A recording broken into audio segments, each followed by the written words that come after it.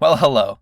I'm making this video mostly so I can easily explain to friends and family what I did on my trip in excruciating detail without having to repeat myself over and over and over and over and over and over and over. Anyway, a few months back, I backpacked across Japan. I began in Tokyo, going all across the lower half of Japan's main island Honshu, and looped around the southern main island of Kyushu before returning back to Tokyo. I chose to seek out certain locations based on historical importance, hidden gems shown off by Japan travel YouTubers, and real-life counterparts to areas shown off in Pokemon video games. Long story short, the regions from Pokemon video games are based on the real world, their first 4 of which being based on areas of Japan. Here's a quick overlay. These are the ones that I went to, and I encourage other nerds to read over this Bulbapedia article. It's incredibly in-depth and with so much detail, and I'll have little pop-ups for those locations for those interested too. Anywho, April 2023.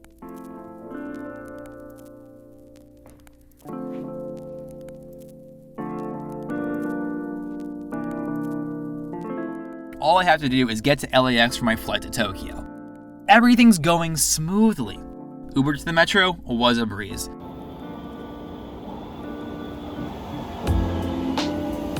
Same with the metro to Union Station. Bus to the airport, no complaints at all.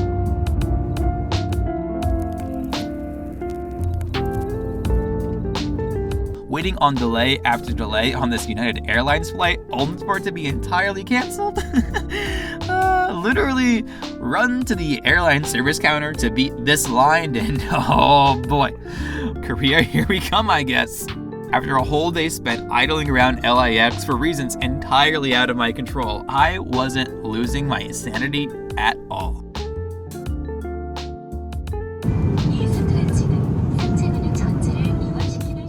Land in Korea, see all the American brands at Seoul Incheon Airport. I am getting so sleepy. So be it. So freaking be it. And come 5 a.m., Japan, here we come. Finally, I made it. Kansai, Japan. Wait. Okay, so here's where I am, and here is where I want to be. So how do we solve this geographical conundrum? Trains. Japan's rail network is incredibly expansive, reliable, and fast. And with the JR Pass foreign tourists can buy, you can ride any train associated with the JR Rail Company. And the best part of it wasn't even this Hello Kitty train. Oh no, it was...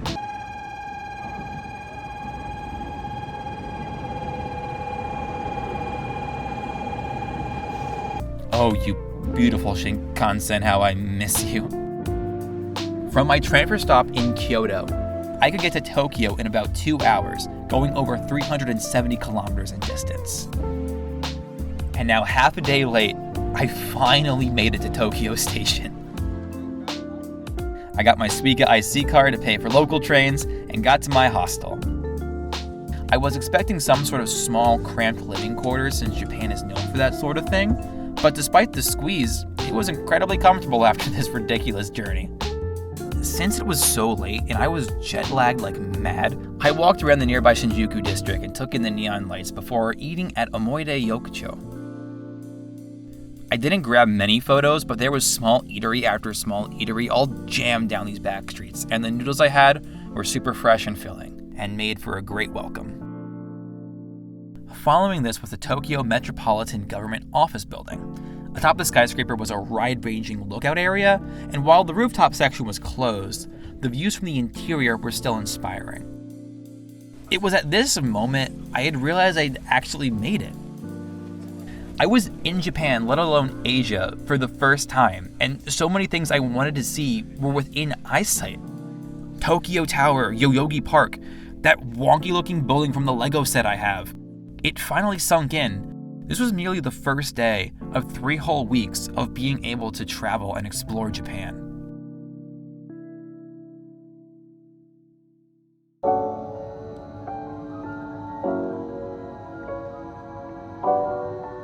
The The next day, I had no idea what time was anymore. I was up around 6 a.m. and since most spots I wanted to go see were still closed, I had to go to one that was open, so I went to Yoyogi Park.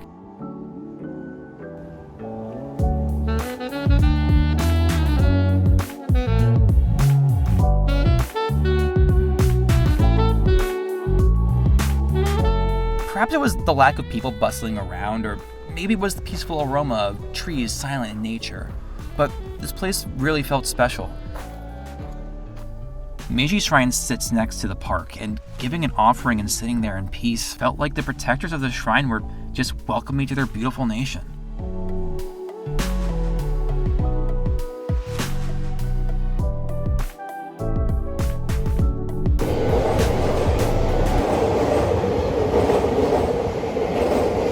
Following this morning stroll, I trekked across Tokyo to Zogoji Temple.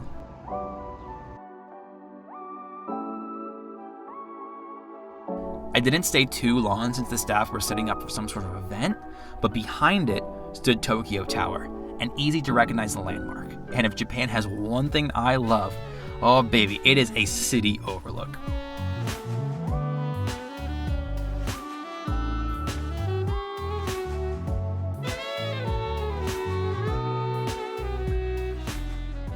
From atop the tower, I was really fascinated by all the little moving details you could see across Tokyo. All the bustling people, the varied architecture, even birds flying underneath my feet. This was also my first encounter with a Japanese toilet, and all I'll say is that the West is missing out on key toilet features. Like, we seriously need some upgrades. Heated seats, awesome. Bidet splashes, incredible. I'm not lying to you. It even plays music if you're embarrassed about how big of a number 2 you're trying to take. It's such a sweet little feature, isn't it?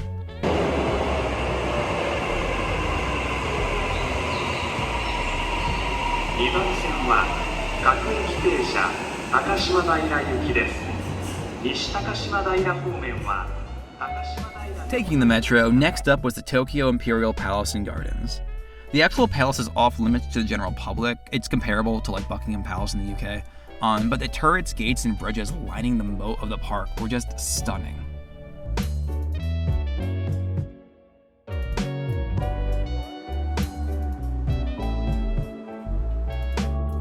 It's especially wild to compare with how urbanized the outlying area is. The outside is just skyscrapers galore. And into the gardens I go. Quick fun fact, the entry gates here were originally used to trap approaching enemies. Imagine being an invader stuck in between these gates only to be met with arrows. Wild stuff. I enjoyed a bento lunch in the park and managed to spot some sakura flowers still in bloom. Most sakura trees bloomed earlier than expected in 2023, so I was fortunate to find some in Tokyo still.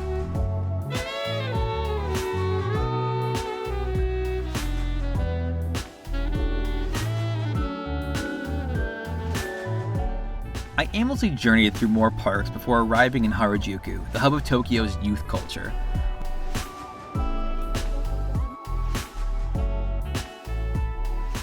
On Takeshita Street, it was really funny to see how many storefronts had these English-influenced names.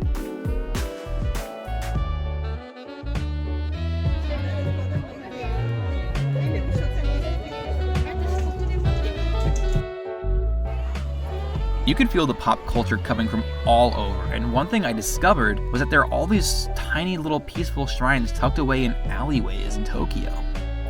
I have no idea what this shrine's name is, for example, but finding these little escapes in the world's most populated city, it always felt refreshing.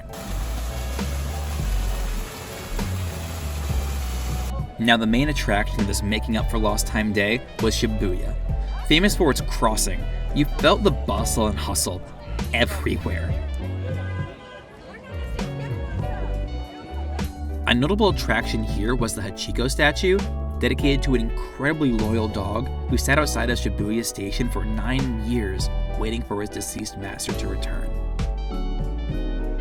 I explored all sorts of department stores while in Shibuya, and I also adore the Japanese escalator culture. You don't walk, you wait on the left-hand side, unless you're in Osaka, then you're on the right-hand side.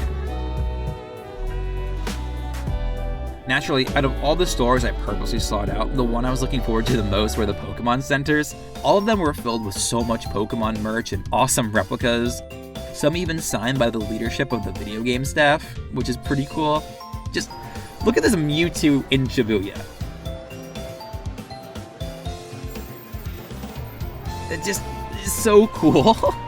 And quick note, I bought a Trico because I needed to please the 7-year-old in me who played Pokemon Emerald endlessly. I watched the sunset from the rooftop and took in Shibuya Crossing at night with ads and people galore.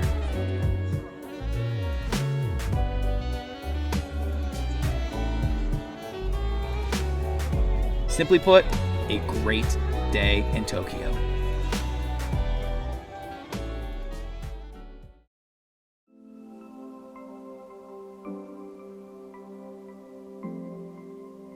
Having speedran Tokyo, today I'd leave for Osaka. But I had a few spots to catch first. I began with the gardens at Shinjuku Gyoen, a pleasant walk with a wide variety of different flora.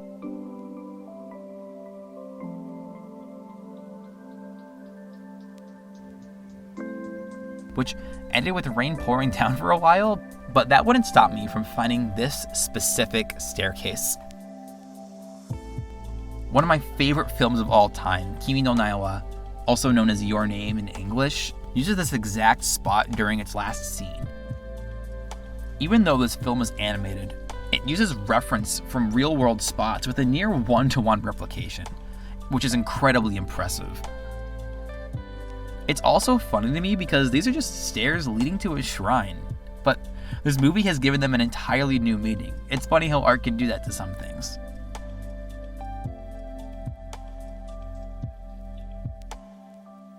Upon getting to Osaka, the rain just did not stop. I had to buy an umbrella while exploring the Shinsekai area, and I gotta say, the quality of Japanese umbrellas is insane. The canopies are made of this incredibly durable plastic that easily repels water. 10 out of 10 engineering, no notes. Now equipped to fight the elements, I explored Dotonbori. Famous for its canalway and plethora of delicious food, I had to sample some takoyaki. These are deep-fried dough balls filled with chopped octopus covered in mayo, onions, etc. They're steaming hot, but so tasty. The exteriors of many buildings also had fun models or animatronics on their walls, which gives off this really playful energy. It's simply just a place to have fun and eat. And of course, I sought out a Pokemon Center. If you don't think this will be a trend, I don't know what to tell you.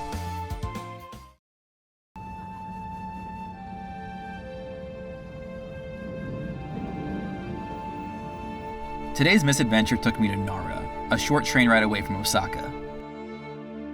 Nara was Japan's capital between 710 and 794 before it moved to Kyoto, and Nara Park has all sorts of temples and shrines for people to experience.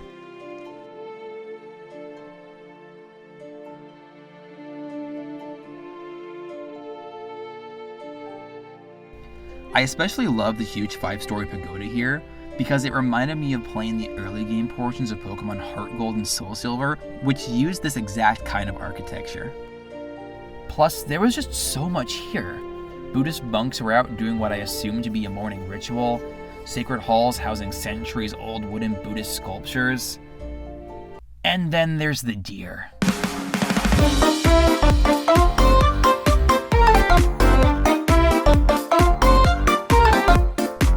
Nara is famous for their deer. They're viewed as deities. So for only 200 yen, you can get a stack of about 10 cookies, and these deer are supposed to bow to you before you bestow the treat to them. But it's pretty clear to see that these deer are now overly used to people, and many are impatient for their free food. Like, they will follow you around until you feed them, or they will find another person handing out treats. Using my broken Japanese, I spoke with this old man who was out on a stroll and loved that I came to Nara, but also loved that I wanted to see the deer. I love this photograph I got of him patting this deer too.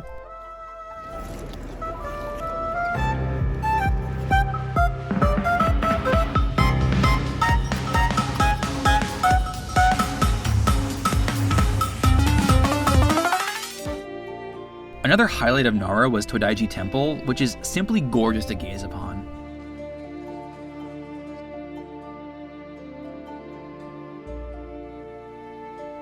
It houses this massive Buddha statue, and my photos do not do justice just to how big it is.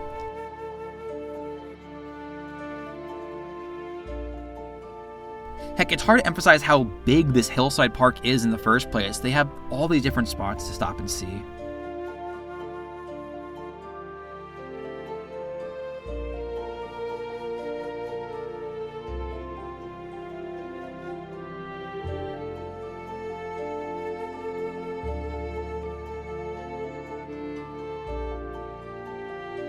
Then after I made my way to the top of the mountain, Kasuga Taisha Shrine awaited at the top.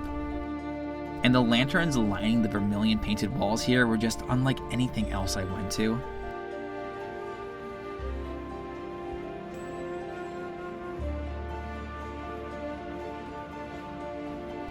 I really like this place, especially the indoor lantern portion. It was so pretty.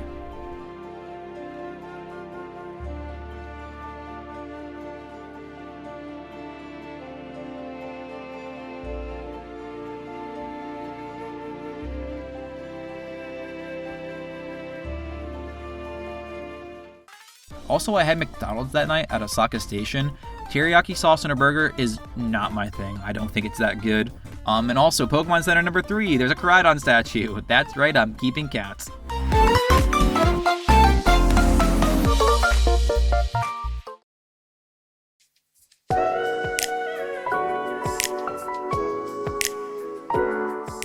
Today was a full day in the left side of the escalator, Osaka. I began at Osaka Castle. The walk through the compound to get to the castle really helps emphasize how these grounds were designed tactically, and then the view of the castle speaks for itself.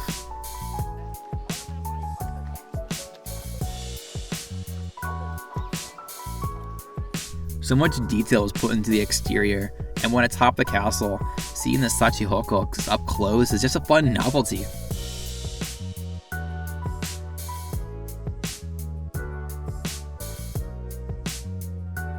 The inside interior was renovated into a small museum with all kinds of history and artifacts too.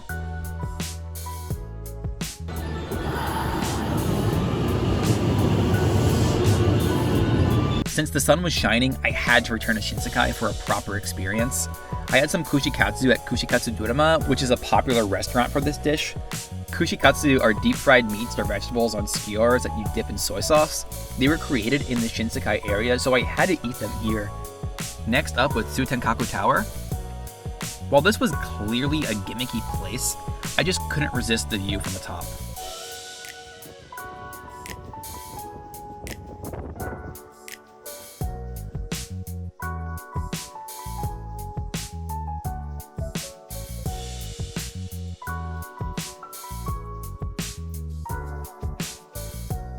On the other side of the city, I ended up finding this Lego store. This is something I just seemingly naturally do by total accident. It's never planned.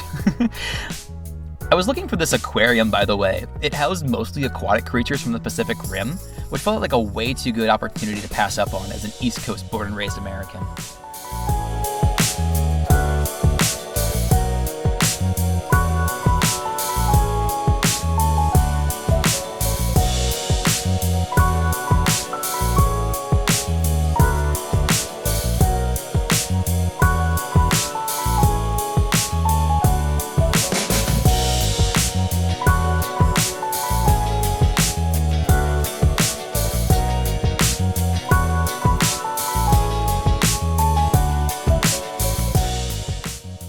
As the sun set, I got some Osaka-style okonomiyaki. If you don't know what that is, I'll go off about it in a little bit. I love this dish so much. But the real sight to see here was the temples and Ferris wheel. If there's a second thing I love about Japan, it's how there's so many Ferris wheels in all of their cities. So much could be seen while in it. The harbor, Universal Studios Japan, it felt magical. Mostly for this music constantly playing on loop throughout the ride.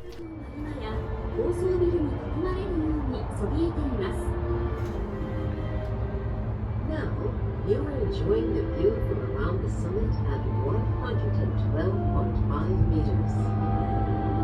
ドアに向かってなさらないようお願いいたします。この観覧車は And before I ended the night, I came back to Dontobori to get non-rainy photos, especially with the Glico, man.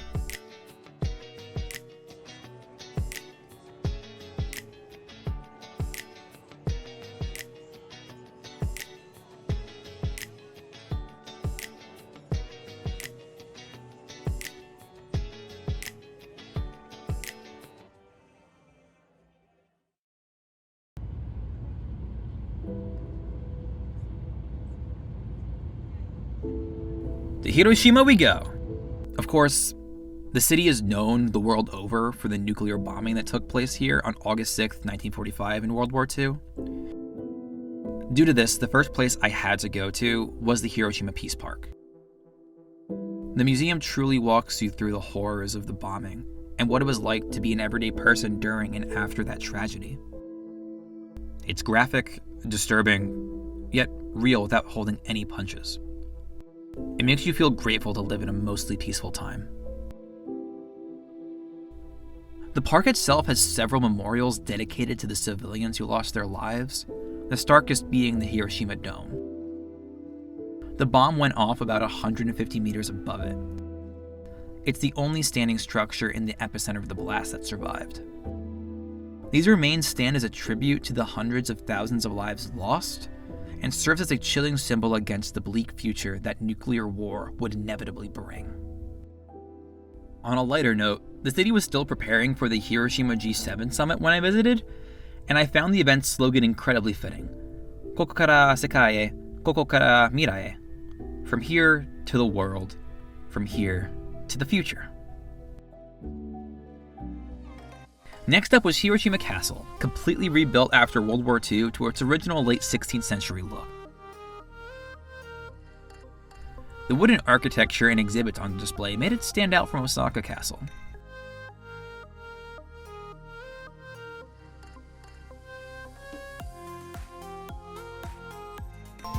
Afterward was Pokemon Center number 4. I got a Hisui and Growlithe plush. It only felt right to do so after seeing several lion dog statues while out and about. Finally, though, I arrived at Okonomiyura. This place has dozens of food stalls that serve only okonomiyaki. These beasts are like a pancake that is filled with batter, noodles, cabbage, pork, but are also easily customizable to have only whatever you want on it. The Osaka style is more of a cluster of everything mixed together, while the Hiroshima style is stacked atop each other in layers. And it's the Hiroshima style of okonomiyaki that is by far my favorite Japanese dish. I highly recommend it.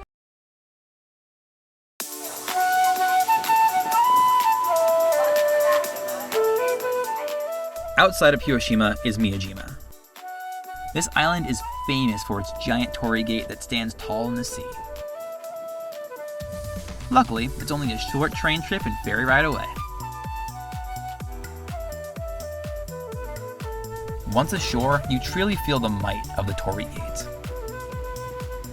Everybody stops and grabs photos in front of it.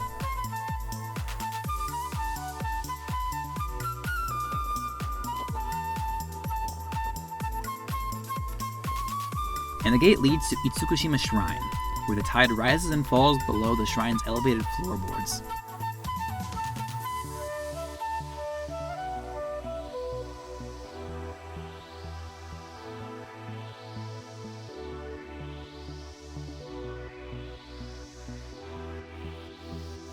The Great Torii Gate looks even more stunning from the shrine.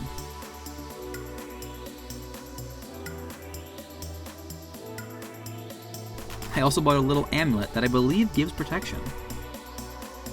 Retroactively, it's insane to have seen the G7 leaders have a photo shoot here. The whole island was shut down for them. It just feels so weird. Then I explored the town here on the island. Most people stay near the shops, but there are all sorts of narrow offshoots leading to hidden spots that I just had to explore.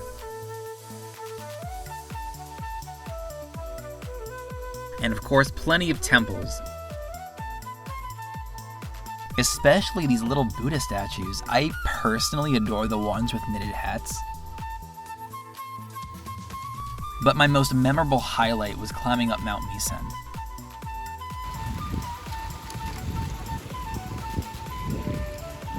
It was a hot, sweaty climb, but pausing to appreciate secret shrines and stellar vistas made it all worth it.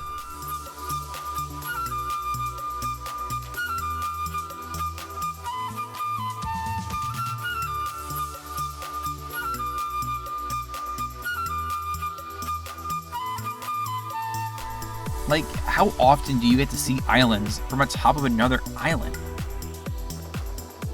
So cool.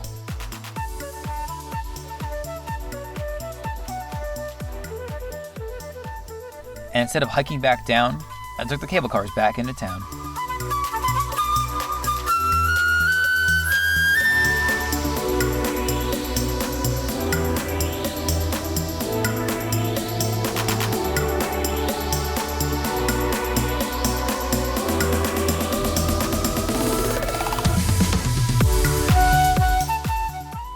At this time of day, the tide had begun receding, and you could walk up to the Great Torii Gate.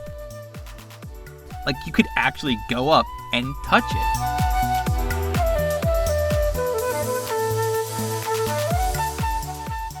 It felt so magical despite just being a force of nature in action. Miyajima is the perfect day trip. I was so glad to have done it, but it was time to go off the beaten tourist path now. But that'll have to wait for a part 2. I've been trying to tackle this project for a while, and the only way to do it without going insane was to cut it up into pieces. So I'm sorry to family and friends who've been waiting a while to see this, but I finally got my act together, and I'll have more awesome stuff from my Japan trip to show you soon. Till next time, bye-bye.